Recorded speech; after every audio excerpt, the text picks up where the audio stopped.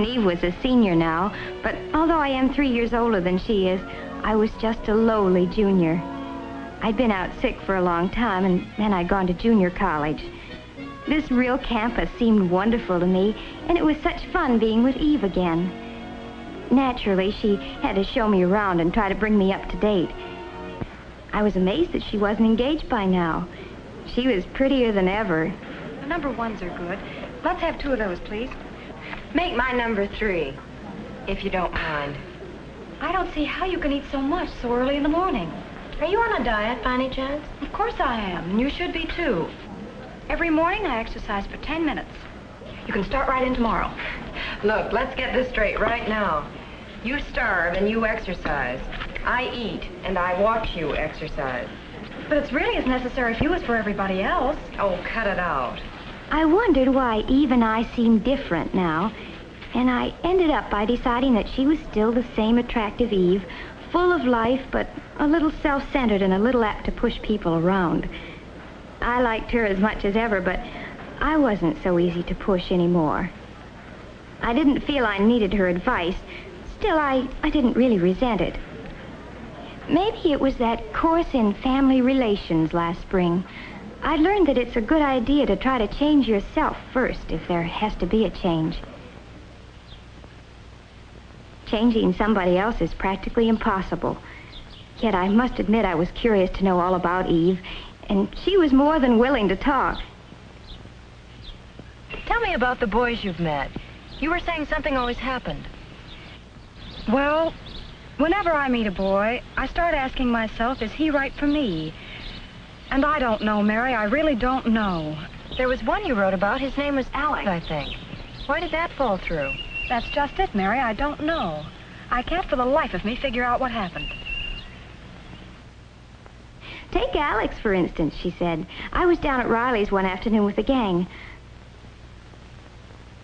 I'd heard of him, but I'd never met him. He was a football star. I liked him, and he liked me right from the start. We found plenty to talk about, and neither one of us could figure out how we'd been on the campus for 2 years without ever meeting before. He was lots of fun. We decided to spend the afternoon together. It turned out that was just the first of a whole slew of afternoons. He was really sweet and, oh, well, just nice to be with. I guess I was a little proud, too, that a varsity football player was paying so much attention to little me. Well, as I said, Eve went on, we saw quite a bit of each other. But after a few months, his popularity got annoying. We were never really alone, and he never stopped worrying about his appearance. Did his collar look better buttoned or unbuttoned? Why, I could have been wearing a little number by Dior, and he wouldn't have noticed it. But if there was a new girl in the place, he was all eyes and smiles. It wouldn't make any difference what she looked like as long as she had some simpering crack to make about how well he had played on Saturday. I began to catch on that those forward passes could be used 2 ways. And finally, I had more than I could stand, and I told him exactly what I thought of him. He didn't take it as well as he took compliments. Said I didn't appreciate the importance of his career. Career, indeed. Who ever heard of a wolf with a career? And then there was Arthur. Arthur was different. Awfully nice, but awfully different. The gang called him the Brain because he was such a whiz at math, and he was always ready to help a friend.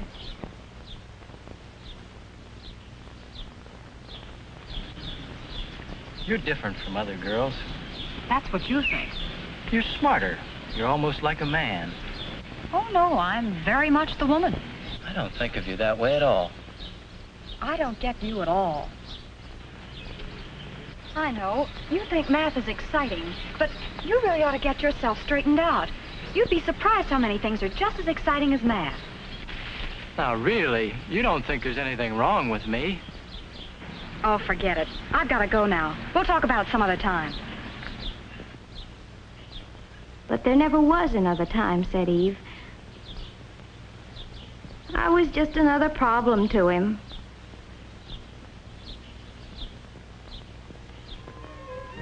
And then there was Steve.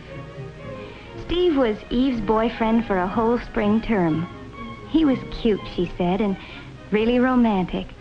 He had his own workshop where he made boats and things. Eve used to come by to pick him up after her classes were over. Come on, Steve, they're waiting for you. Oh, I don't know, Eve. Why can't we just hang around here for a while today? You can help me paint, and we can listen to some good music. It'll be fun. Is that your idea of fun? I want to be with people. Oh, What's wrong with that, Steve? nothing. Oh, come on, you'll have a good time. Hurry up and get on your shore. He never wanted to leave that old carpenter's shop. I tried to get him out once in a while, really I did. You know, Eve, you can't make a man over like you do a room. But, Mary, don't you see what Steve needs? Is not you, but somebody else.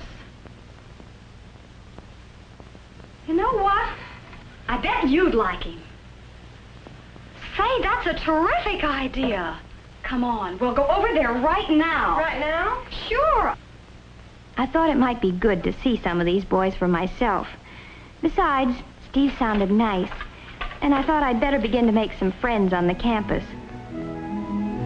Sure enough, we found him at the old stand, lost in thought and a pleasant job. It didn't take long to get the introductions over. Steve asked us in.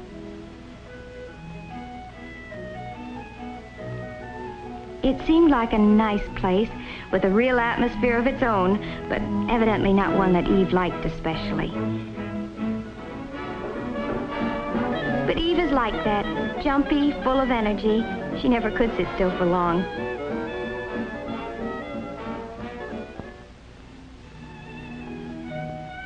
I'm different. Like Steve, I find it relaxing to keep away from groups sometimes and work out my troubles with my hands. Steve and I got along well together, though I could see he wondered how a friend of Eve's could be like me. He'd been thinking there was something wrong with him because he couldn't dance to Eve's fidgety tune. As a matter of fact, Steve was not the boy for me either, even though I liked him a lot. It would be too much like spending time with a twin brother. We're too much alike. I told all this to Eve the next day when we had a riding date. It was Saturday and the classes were over at noon. Now you see what I mean, Mary? All these boys are nice in their own way. They all have something I like, but it's only one side of their character. But the something Eve liked about a boy can't be separated from the rest of his personality. I couldn't make her understand that, but I did stick my neck out a little way. I think it would do you a lot of good to meet someone you can't push around. You mean someone who pushes me around? No, I don't. I mean someone who's not afraid of you.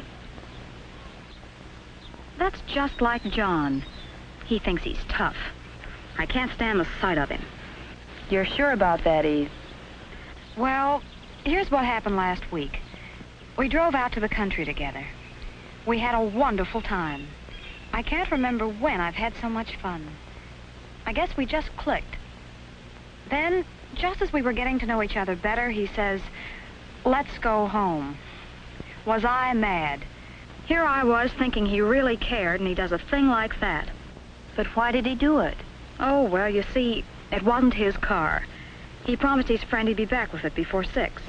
Now, look, Eve, you can stay if you want to. I'm not going to keep George waiting. So George is more important to you than I am, is that it? That's not the point. George can do without the car for once. If you really cared about me, you'd stay, George or no George.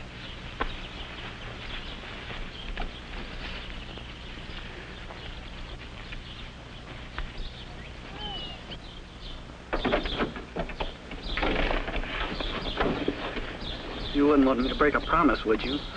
Why not? Well, I won't. I'm not going to let George down, even for you. You'll start sprouting wings if you don't watch out. Move over, boss. You're so inconsiderate. Look who's talking. Why, someone ought to take you across his knee and give you a good spanking. Might make you more human. Maybe you're the one to do it. Maybe, but I doubt it.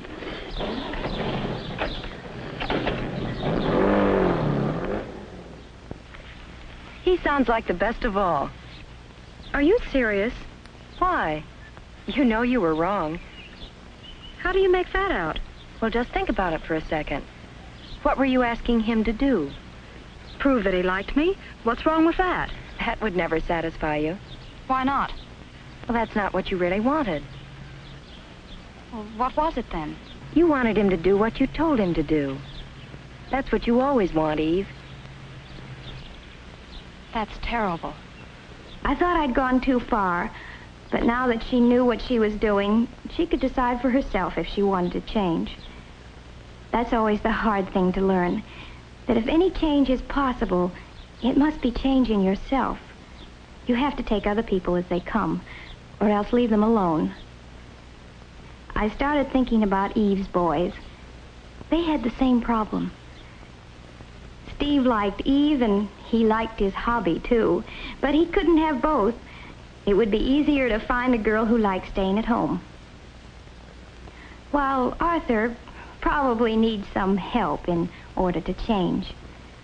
Alex had already solved his problem. A girl who isn't always competing with him for first place.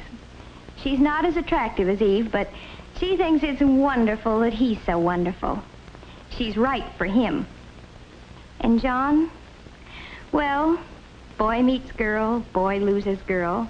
Maybe boy knows what he wants and on what terms. This girl doesn't know yet, but she's doing her best to find out. Every little experience, even the unpleasant ones, helps me know a little more about myself.